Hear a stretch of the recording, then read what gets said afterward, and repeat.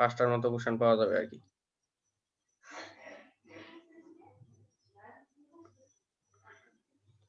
তো প্রথমে আসি হলো প্যাথোলজির সংজ্ঞা কি সেটা তো আমরা আগেই পড়ছি, এগুলো দেওয়ার দরকার নেই, এগুলো মুখস্থ করবাম। মোটামুটি এই শীট ক্লাস লেকচার তো নাই, তোর কাছে না করলি ক্লাস লেকচার ছাড়া আসলে একটু ঝামেলা হয়ে যা। তারপরে শীট যেটা আমার কাছে আছিল ওটা হলো মামুন স্যারের শীট, ওখান থেকে একটু হালকা পাতলা দিই। তবে এতে ফাইনালে আনসার, হ্যাঁ ক্লাসে যেটি পড়াইছে এটি শীটে নাই, সেটা আছে কিনা আমি কই এলাম না, ক্লাসে তো পড়েছে মনিরা ম্যাডামে, আমার মনে হয় এটা হুবহু মিলবো, অনেক কিছু আরে মিলবো। ওবো মিলা লাগবে না, তুই তুই কোশ্চেন দেখ আর হইলো পড়া তাইলে। হ্যাঁ যাই হোক, তবে ফাইনালে যখন আনসার করা লাগবে রিটেন তখন একটু মডিফাই করা লাগবে আর কি। যাই হোক সমস্যা নাই, ওটা পরে ম্যানেজ করা যাবো। ঠিক আছে, তো প্রথম দিন ডায়াস্টিভ সিস্টেম শুরু করি। ঠিক আছে, ডায়াস্টিভ সিস্টেমের ভিতরে হচ্ছে প্রথমে পার্টস অফ গ্যাস্ট্রোইন্টেস্টাইনাল সিস্টেম, এটা হচ্ছে একবারে বাইবেল কোশ্চেন যে গ্যাস্ট্রোইন্টেস্টাইনাল সিস্টেমের হচ্ছে পার্ট গুলা আছে, সেই পার্ট গুলা বলো। মাউথ, তারপর হচ্ছে ফেরিংস, যে এরিনেক্সা। এরিনেক্সা জিনিসটা হলো যে অ্যাক্সেসরি পার্ট যেগুলো আছে মাউথের ভিতরে, যেমন হচ্ছে টাং বা হইতাছে স্যালাইভারি গ্ল্যান্ড, মোটামুটি আশেপাশে যে স্ট্রাকচার গুলো আছে যেমন টিথ আছে, এই স্ট্রাকচার গুলো হচ্ছে এরিনেক্সা বলা হয়। তাহলে হচ্ছে একবার আমরা মাউথ বলে দিব, মাউথ এন্ড এরিনেক্সা। তারপর হচ্ছে ফেরিংস, ফেরিংস এর পরে হইতাছে ইসোফেগাস, ক্রমান্বয়ে যা পড়ছি এতদিন, স্টোমাক, তারপর small intestine, large intestine, rectum, আছে, এগুলো হলো আমরা তো আগেই পড়ে আসছি। তো ভাইভাতে এই জিনিসটা হলো সবচেয়ে বেশি ইম্পর্টেন্ট। মনে রাখবেন আমি প্রথম দিন ক্লাসে এসে এরকম কিছু ধরছিল যে হচ্ছে মাউথ ক্যাভিটির ইনফ্লামেশন কি কি বলা হয়। আমরা অনেকে অনেক কিছু বলছি, কিন্তু আসলে অদ্ভুত ভাবে একটা নাম, সেটা হলো স্টোমাটাইটিস। নরমালি আমাদের আমরা যদি এই জিনিসটা না জানি তাহলে আমরা নরমালি বলবো হইতেছে স্টোমাকের ইনফ্লামেশনকে স্টোমাটাইটিস বলে, কিন্তু না, এই জিনিসটা ভাইবাতে ধরবে যে হচ্ছে বাক্কাল মিউকোসা অথবা হচ্ছে মাউথ ক্যাভিটি যেটা আছে, সেই মাউথ ক্যাভিটির যে ইনফ্লামেশন তাকে বলা হইতেছে কি স্টোমাটাইটিস। আর বাকি যে অনেকগুলো স্ট্রাকচার আছে সেগুলোর আবার ইনফ্লামেশন গুলো পড়া লাগবে, এবং এগুলো থেকে ডিটেলস কোশ্চেনও আছে। হচ্ছে লিপস এর ক্ষেত্রে হচ্ছে চেলাইটিস, তো এই টার্ম গুলো যদি না জানি সামনে ঝামেলা, মানে সামনে হচ্ছে জিনজিভাইটিস, ওরন্টাইটিস, তারপর হচ্ছে ফেরেনজাইটিস, এগুলো নিয়ে ডিটেলস মানে কি কারণে হয়, ফিট কি, তারপরে কজাল এজেন্ট, মানে বিস্তারিত অনেক ডিটেলস পড়া আছে, পড়া লাগবে আর কি। তো হচ্ছে ইনফ্লামেশন অফ লিপস হচ্ছে চেলাইটিস, ইনফ্লামেশন অফ গামস, গাম মানে হচ্ছে দাঁতের মাড়ি, ঠিক আছে, তো দাঁতের মাড়ির ভিতরে যে ইনফ্লামেশন হবে সেটা হচ্ছে জিনজিভাইটিস। আর টিটের যেটা হবে সেটা হচ্ছে ওরন্টাইটিস হবে। আর টিটের মানে হচ্ছে দাঁতের চার কানিতে যে হইতাছে আছে, আমরা তো জানি হচ্ছে গামের উপরে টিথ গুলো লাগানো আছে, কিন্তু দাঁতের চারপাশে যে জায়গা দিয়ে হইতেছে গামের উপরে মানে কিছু সফট টিস্যু আছে, ওই যে সবার নিচের উপরটা, inflammation of tissue that surround the teeth, এবং হইতেছে এই জায়গার যে ইনফ্লামেশন সেটা হইতেছে হলো পেরিওডন্টাইটিস। মানে টিথের ইনফ্লামেশন হচ্ছে ওরন্টাইটিস, আর tissue that surround the teeth সেটা হইতেছে হলো পেরিওডন্টাইটিস। পেরি মানেই তো ওই যে চারপাশে মানে কিনারে যেই টিস্যু গুলো আছে, সারাউন্ডিং এ যে টিস্যু সেটা হইতেছে পেরিওডন্টাইটিস, আর টিতে হইতেছে ওরন্টাইটিস। আর ফেরিংস এটা হলো নরমাল, ফেরিংস হচ্ছে ফেরিংজাইটিস। আর টাং এর যেটা সেটা হচ্ছে গ্লসাইটিস, সেটাও আমরা মোটামুটি জানি, কারণ টাংকে হচ্ছে ওই যে গ্লস কি একটা নাম ডাকা হয়তো, যাই হোক সেটা থেকে হইতেছে গ্লসাইটিস, এটা পরিচিত আছে মোটামুটি। তবে হচ্ছে স্যালাইভারি গ্ল্যান্ডের হচ্ছে সায়ালোডেনাইটিস, এটাও আমরা জানি, কারণ হইতেছে আগের সেমিস্টার গুলোতে আইডেন্টিফিকেশনে পড়ছিলাম সায়ালোডেনাইটিস, স্লাইড ছিল, সেখানে আমরা লিখছিলাম হইতেছে অর্গান, লিখছিলাম হইতেছে স্যালাইভারি গ্ল্যান্ড, সেখান থেকে আমাদের এটা জানার কথা যে হচ্ছে ম্যালোঅ্যাডিনাইটিস। হ্যাঁ হ্যাঁ এটা আসিল না আগে, হ্যাঁ, এটা আগে আসিল। তো সবই ছিল মোটামুটি, আমরা সবই সবই পড়ছি, হুম হুম, সবগুলো নাই মোটামুটি চেনা। হ্যাঁ এগুলা মোটামুটি জানা আছে, তবে এই যে প্রথম দাঁতের যেটা, গুলো আর কি আলাদা, দাঁতের গুলা পড়ি নাই, বাকিগুলা মোটামুটি পড়া হয়েছে। হ্যাঁ বাকিগুলো মোটামুটি, তবে সবচেয়ে অবাক করে দেওয়া জিনিসটা হলো এই যে স্টোমাটাইটিসটা, ঠিক আছে, এই হ্যাঁ, জিনিসটা হলো একবারে এটা অবশ্য আমাদের ম্যাডাম লেখায় নিয়েছিল, হচ্ছে ওই যে টু টু এর টু টু এর প্র্যাকটিক্যালের ফার্স্টেই তো সবগুলা ইনফ্লামেশনের। কি জানি আমাদের ম্যাডাম নেয় নাই, তবে হচ্ছে 3-1 এর ফার্স্টের দিন ম্যাম ক্লাসে এসে আর কি এটাই করছিল। মানে হইতাছে সব আরে না, জিজ্ঞেস লেহাই করছিল। নিছে ম্যাডাম, সবার লেহাই নিছে। কি জানি আমরা তো ওই যে ম্যাডামের ক্লাস ইয়া করছি। স্যার, ম্যাডাম না, আরে কি স্যার, নাম কি, টাইগারের নাম কি বল? মাসুদ, মাসুদ মাসুদ। স্যার। হ্যাঁ কি হ্যাঁ। জানি যাইলো আমি লেই নাই কি জানি কই এলাম। তবে ম্যাডাম ১ম দিন ক্লাসে এসে আর কি না সবাইকে লিখলে তুই বলছিল। পাস করলি কেন? ওটা এটা সবার যদি সেম না মিলে তাহলে তো তুই পাসই করতে না প্র্যাকটিক্যাল। কি জানি আমার মনে নাই তাহলে। তো ম্যাডাম ১ম দিন 3-1 এর ক্লাসে এসে এটা ধরছিল যে সবাই বলো মাউথ ক্যাভিটিস ইনফ্লামেশন কি বলে এটা পরে মনে আছে। আচ্ছা, নেক্সট নেক্সট। আচ্ছা পরে যাই। এটা হলো মুখস্থ করে আনলাম মোটামুটি যে ওডন্টাইটিস, বাক্কাল পেরিওডন্টাইটিস এটাই হলো ২ টাই হলোই। তো সামনে যদি যাই হইতেছে মাউথ দিয়ে শুরু করব আসলে ১ম এ। ঠিক আছে? মাউথের ইনফ্লামেশন তো আমরা পড়ছি স্টোমাটাইটিস, এই স্টোমাটাইটিস দিয়ে শুরু হবে। ১ম হলো কিছু আলোচনা দিছে। Mouth mainly consists of buccal cavity which is lined by stratified squamous epithelium tissue. আমরা হচ্ছে মাউথের তাহলে হইতেছে কোন টিস্যু দ্বারা সারাউন্ডেড সেটা আমাদের আসতে পারে। সেটা হলো stratified squamous epithelium tissue। আর এখানে কি, কি স্ট্রাকচার আছে আসলে মাউথের ভিতরে আমরা হচ্ছে পড়ছিলাম না? আগের স্লাইডে যদি যাই মাউথ অ্যান্ড অ্যাডেনেক্সা। ঠিক আছে? Mouth and adnexa. তো এই মাউথের পাশাপাশি অ্যাডেনেক্সা মানে কি অ্যাক্সেসরি পার্ট অফ মানে যে অ্যাক্সেসরি পার্ট গুলো আছে সেই অ্যাক্সেসরি পার্ট গুলোর ভিতরে হলো এই যে এগুলা। তার মানে হলো buccal cavity, gum, tongue, pharynx আর subjected to acute exudative inflammation.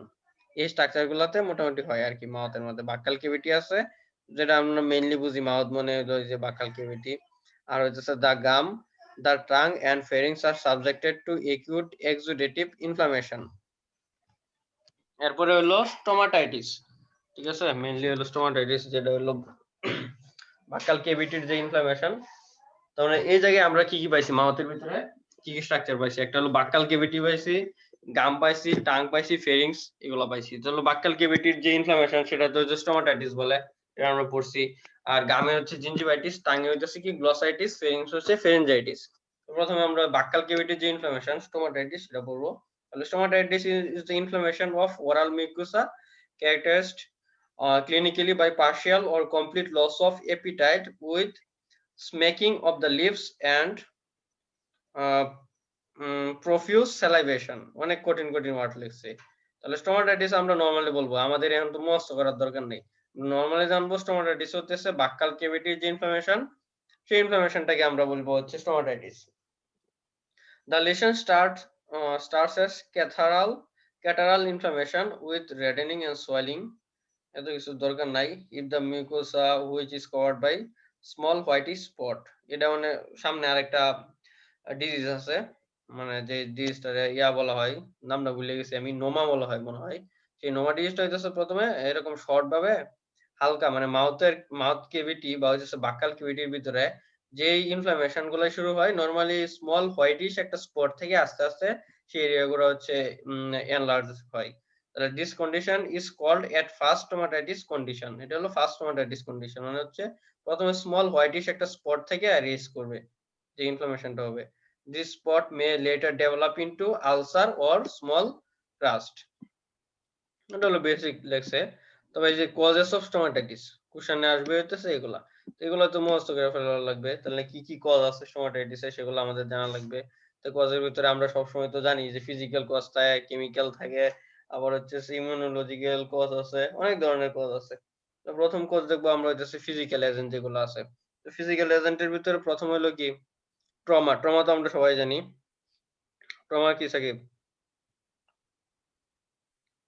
Trauma, যে ইনজুরি মানে ট্রমা হলো যে হঠাৎ মানে অল্প সময়ের ভিতরে অনেক জোরে আঘাত পাওয়া সেটা হলো ট্রমা এরকম তো নাকি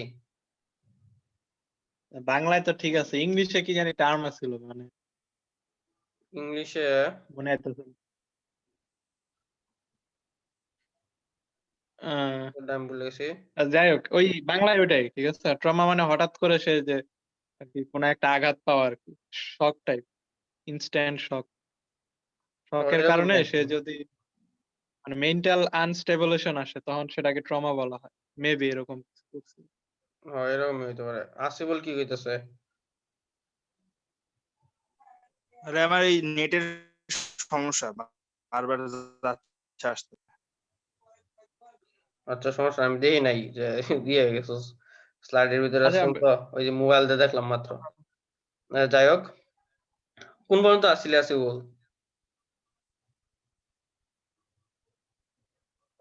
থেকে এই যে এই পার্টটুকু বাদ হয়েছে আর কি, তো ওই যে সোমাটাইটিস আর স্টোমাটাইটিস এর যে এটা বাদ গেছে আর কি, শুনতে পারছি না। আচ্ছা স্টোমাটাইটিসের মধ্যে বেশি ওখানে কিছু এনে নাই।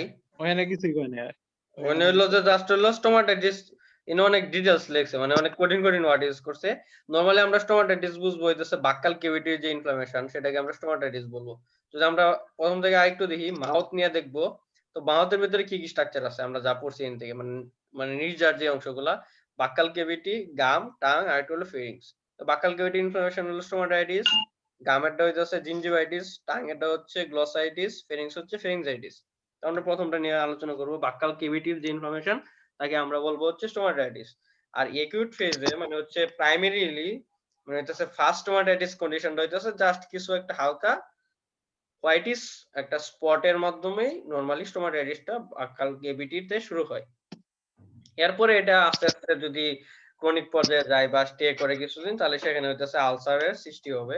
এখন হইতেছে কজেস অফ স্টোমাটাইটিস। তো কজেস অফ স্টোমাটাইটিস এর ভিতরে আমরা প্রথমে দেখতেছি হলো ফিজিক্যাল যে এজেন্ট আছে। তো নরমালি যদি আমাদের সেই জায়গায় কোনো বড় ধরনের আঘাত পাই বা ট্রমা, ট্রমা হলো বলছিলাম হইতেছে অনেক শর্ট একটা সময়ের ভিতরে অনেক বড় একটা ফোর্স আসা, সেটাকে নরমালি ট্রমা বলা হয়। ঠিক আছে? তো নরমালি এরকম আঘাত পাইলে হইতেছে আমাদের এরকম ট্রমা হইতে পারে। এরপরে হইতেছে শার্প এটা কি দিছে, শার্প থ্রন্স দিছে, টিএইচ শার্প থ্রন্স দিছে। মানে হইতেছে মানে হইতেছে পিনের মতো আর কি, তাই না? ওই যে পিনের মতো, আর শার্প বোনের মাধ্যমে হইতে পারে। কারণ হইতেছে এখানে ডগ ক্যাট দিছে, কারণ ডগ এবং ক্যাট হচ্ছে এরকম বোন বিভিন্ন মাছের কাঁটা বা বিভিন্ন রকম বোন টোন খায়, যার কারণে তার মুখের ভিতরে এরকম ইনজুরি হইতে পারে। আর হচ্ছে স্পাইন অর হচ্ছে গ্রাস, এটাও এক ধরনের বোনের ভিতরে পড়ে মোটামুটি। আর হচ্ছে মেলোক্লোশনস অফ টিথ, ওটা কি? মেলোক্লোশনস অফ টিথ কি দ্বারা কি বোঝাইছে? মেলোক্লোশনস অফ টিথ। এরপরে হচ্ছে হোয়াট ড্রেঞ্চার, ভাঙা দাঁত মনে হয়। ভাঙা দাঁত নাকি? হ্যাঁ, ভাঙা দাঁতের অংশ যেটা, খুব সম্ভবত, আমি শিওর না, একটু দেখ ডিকশনারি লাগা। ও মেলোক্লোশনস অফ টিথ হইতেছে যখন আমরা বিভিন্ন ধরনের খাবার খাই, তাই না? আমাদের খাবার খাওয়ার সময় যদি দাঁতের প্লেসমেন্ট বা আমরা যদি একটু অমনোযোগী হয়ে যাই তাহলে দাঁতের প্লেসমেন্ট গুলো কি একটু উল্টাপাল্টা হয়ে যায় না? তো এই কারণে কি আমাদের মুখে বিভিন্ন জায়গায় তো দাঁত দিয়ে কামড় লাগে না? মানে হচ্ছে দাঁতের পজিশন গুলা ইনপারফেক্ট হইলে যখন আমরা খাবার খাই বা হইতেছে আমাদের ইয়াগুলো হয়, মানে কি বলে এটারে, মানে ডিকশনারিতে লেখা হলো imperfect position of the teeth when the jaws are closed। তাহলে নরমালি যাদের দাঁত আঁকা বাঁকা থাকে, তো যদি দুইটা দাঁত একসাথে করে তাহলে আঁকা বাঁকা থাকার কারণে সেটা হলো ওই যে বাক্কাল ক্যাভিটিতে গিয়া হইতেছে নরমালি ক্রমান্বয়ে হইতেছে দীর্ঘদিনের ফলে সেই জায়গায় অ্যাটাক করবে, মানে টাচে থাকলে এক ধরনের ইনজুরি হয়। তাছাড়া হইতেছে যখন আমরা খাবার টাবার চাবাই তখন এরকম ভাবে অসতর্ক অবস্থার কারণে মানে এই যে দাঁতগুলা ইমপারফেক্ট পজিশনে চলে গিয়ে মাঝে মাঝে হইতেছে আমাদের গালে মানে হইতেছে বাক্কাল ক্যাভিটিতেও মানে হইতেছে স্পটের সৃষ্টি করে দিতে পারে। তো এর মাধ্যমে স্টোমাটাইটিস হইতে পারে। আর একটা হচ্ছে হট ড্রেঞ্চার, ঠিক আছে? হুম, একটা হচ্ছে হট ড্রেঞ্চার। মানে কি? ড্রেঞ্চার মানে হইতেছে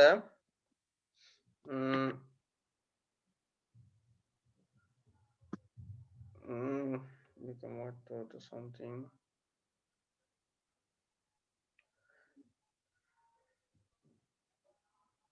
ড্রেঞ্চার কি বোঝায়? আমাদের বাংলাদেশে মনে হয় এরকম কোনো ইকুইপমেন্ট নাই আমার যতটুকু মনে হয়। যাক আমরা এটা পরের ডালে যাই। Eating frozen fish. জিনিসটা কি ড্রেঞ্চার জিনিসটা কি? ড্রেঞ্চার জিনিসটা আমি ড্রেঞ্চার সার্চ দিছি, বুঝছস? The act of wetting or becoming wet through something that drains of rain large dose of মানে কোনো কিছু ওজন করার কোনো একটা মেশিন মনে হয়।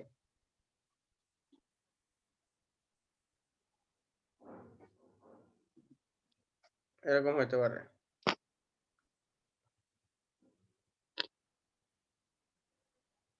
ড্রেঞ্চ মানে হইলো নিষিক্ত করা, ঠিক আছে।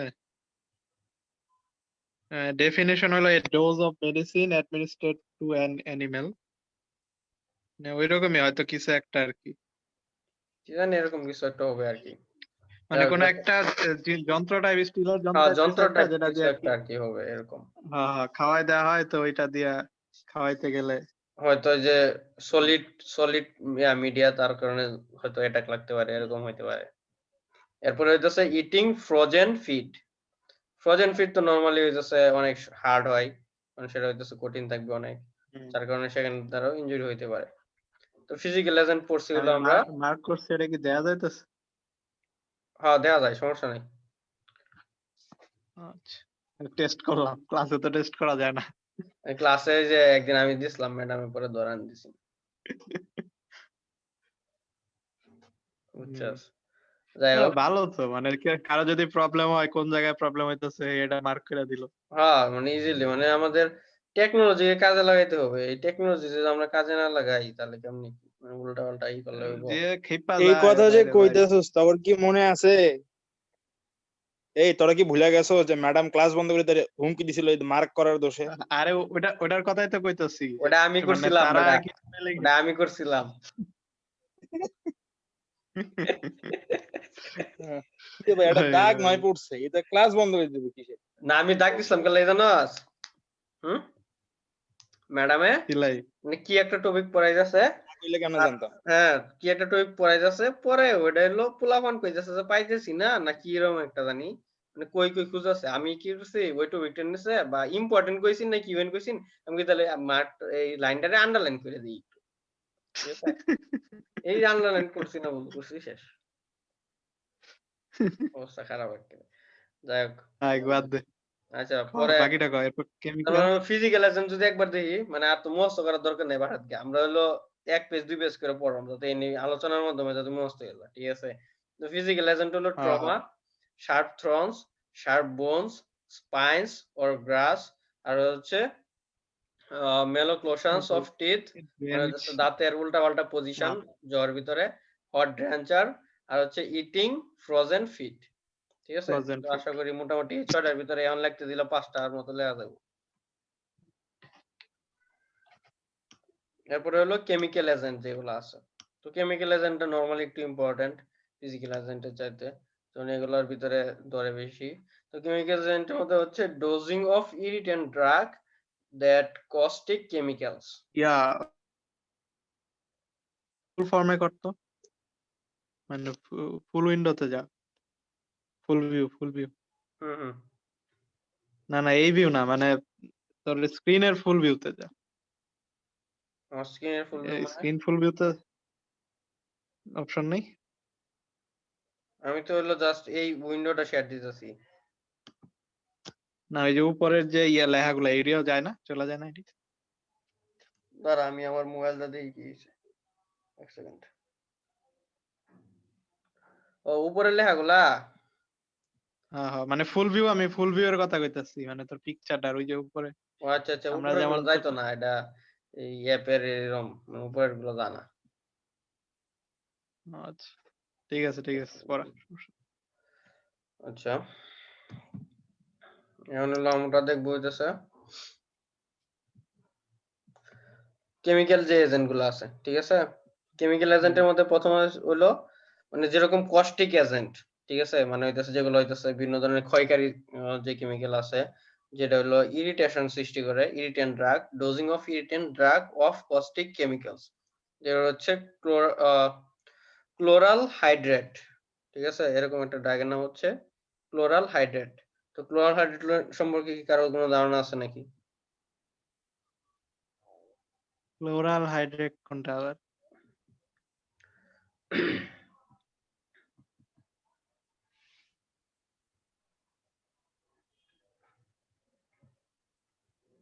হাইড্রোক্লোরাইড শুনছি, ক্লোরাল হাইড্রেট কিটা? ক্লোরাল হাইড্রেট আমি শুনি নাই। তো chloral hydrate is a geminal diol with the formula C2H3Cl। যাই হোক, এটা হলো কি জন্য ইউজ হয় সেটা একটু দেখবো চাইছিলাম। ক্লোরাল হাইড্রেট ইজ এ হলো সেডেটিভ। আমরা সেডেটিভ তো পড়ছিলাম মনে ফার্মাকোলজিতে। Is used in hmm the short term treatment of insomnia to help you fall asleep and stay asleep for a proper rest. তার মানে হচ্ছে এটা হলো হুম তাহলে ঘুমের ওষুধ একটা, মানে সেডেটিভ। হ্যাঁ তার মানে কি ক্লোরাল হাইড্রেট আমরা জানলাম। ক্লোরাল হাইড্রেট হলো এক ধরনের সেডেটিভ। তার মানে সেডেটিভ কি আমরা জানি, সেডেটিভ হচ্ছে প্রমোটিং কলম অর ইনডিউসিং স্লিপ। তার মানে হচ্ছে সেডেটিভ যে হুম এজেন্ট গুলো থাকবে সেগুলো হচ্ছে ঘুমের ওষুধ বললো, সেডেটিভ ক্লাসে পড়ছে। তাহলে আমরা জানলাম হচ্ছে ক্লোরাল হাইড্রেট এক ধরনের সেডেটিভ যা হচ্ছে ঘুমের কারণে, ঘুমের জন্য ইউজ করা হয়। আর এটা হইতেছে আমাদের যে স্টোমাটাইটিস আছে সেই স্টোমাটাইটিস ইস্যুতে সহায়তা করে। যার কারণে হচ্ছে dosing of irritant drug of caustic chemicals. 2 নম্বর যদি আসি, mistake dosing of irritant substance. Mistake dosing মানে হচ্ছে ডোজ যদি হচ্ছে উল্টাপাল্টা হয় বা খুব বেশি হয়ে যায়, তো ইরিটেন্ট যে সাবস্টেন্স আছে লাইক হচ্ছে অ্যাসিড, অ্যালকালি এন্ড হচ্ছে ফেনল। তো আমরা নরমালি জানি অ্যাসিড, অ্যালকালি, ফেনল পড়লে এমনিতেই টিস্যুর জন্য অনেক ইয়া করে, ড্যামেজ করে দেয়। এরপর 3 নম্বর হচ্ছে ম্যানিফেস্টেশন অফ সিস্টেমিক পয়জনিং। তো বিভিন্ন ধরনের পয়জনের দ্বারা হইতে পারে, বিভিন্ন সিস্টেমিক পয়জন দ্বারা হইতে পারে। এবং হচ্ছে ক্রনিক মার্কারি পয়জনিং।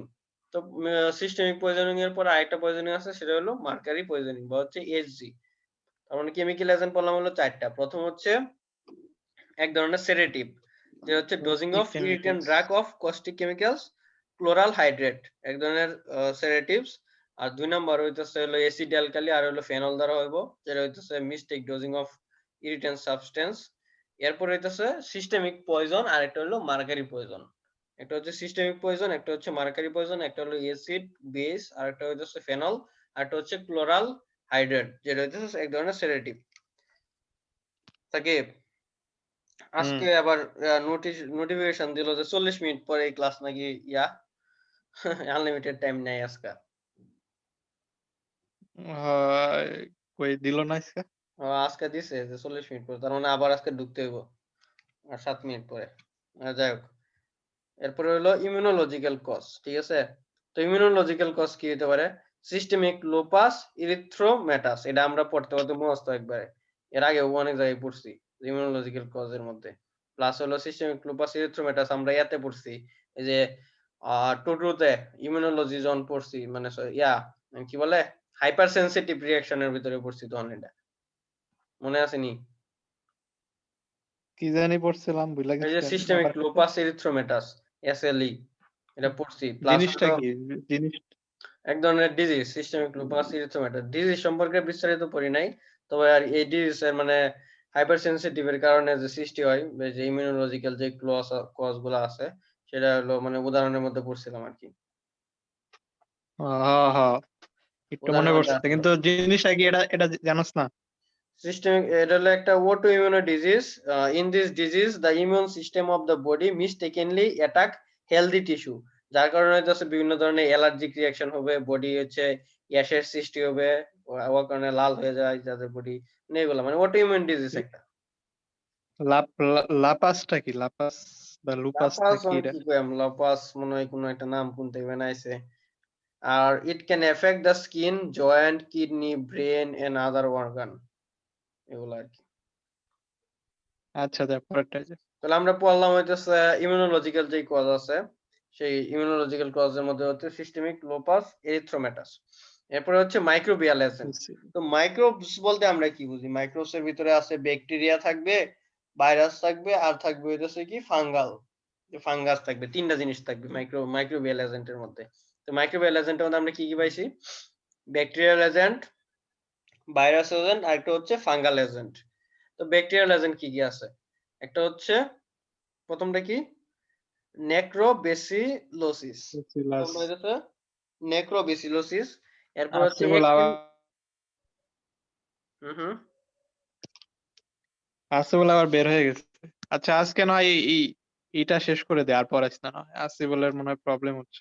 আচ্ছা আজকে ওই যে ইয়াটাই শেষ করি, এজেন্ট গুলো শেষ করে ই করে হ্যাঁ, দিই। এটা শেষ করে দে। আর 4 মিনিট 52 সেকেন্ড আছে। আচ্ছা যাই হোক। তো প্রথম হলো মাইক্রোবিয়াল যে এজেন্ট আছে এর ভিতরে হলো ব্যাকটেরিয়াল এজেন্ট।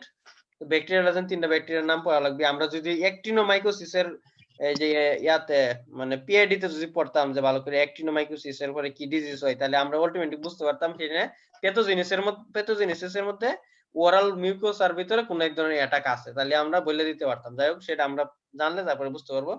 একটা হচ্ছে অ্যাক্টিনোমাইকোসিস, একটা হচ্ছে অ্যাক্টিনোবেসিলোসিস আর একটা হচ্ছে নেক্রোবেসিলোসিস। এরপরে ভাইরাল এজেন্টের মধ্যে এফএমডি কি পড়া লাগবো? কারণ এফএমডি তো আমরা পড়ছি এর মধ্যে ভাই। তার মানে কি আমরা ইজিলি বলতে পারবো না? তারপরে এফএমডির সাথে হুম।